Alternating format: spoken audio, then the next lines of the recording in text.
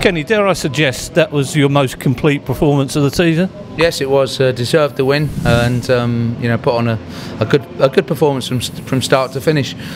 You could see us trying to settle early on, and you know, slightly nervous, building confidence. But as the game wore on, I thought our understanding grew. It needs to go again if we're going to be consistent winners.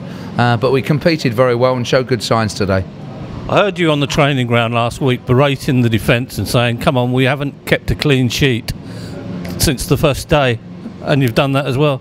Yeah, and you need to. You have to build from that, and we have to be competitive. You know, the 4 lads that we've got there, you know, we have 1 or 2 others as well, I understand that, but you know, if we can get them out with a goalkeeper on a regular basis, that gives us something to work from, and it gives you a base to work from. It's not everything, but you know, they're quite experienced in terms of a unit. That's the first time they've played together, and I feel they have a lot to build on, and a very good clean sheet, and deserved, yes.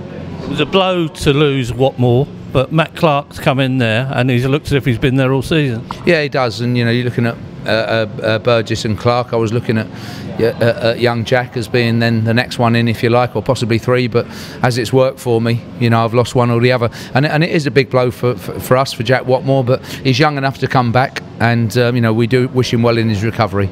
Got a bit feisty out there at stages of the game. It did, definitely, and there was a lot of competing tackles, and you have to stand your ground, and I felt we did. Obviously, Ollie Hawkins probably come out the worst of everybody and has 5 or 6 stitches in his head, but you know, he feels okay now. That's the main thing. Penalty for you? Yeah, it was, and you know, we've had many decisions every week, and some go for you, some don't, but you know, it was a great diagonal ball, and you know, Brett was a big threat down the shoulder of the defender, and it's a desperate lunge. And whatever happens to Connor Chaplin, he'll come back and bounce and prove you wrong. Yeah, I don't think it's about proving me wrong. I'm very pleased with him. His role so far in his career, and he's a young man now, but his role so far has been an impact sub, and what an impact today again as a substitute is a big one.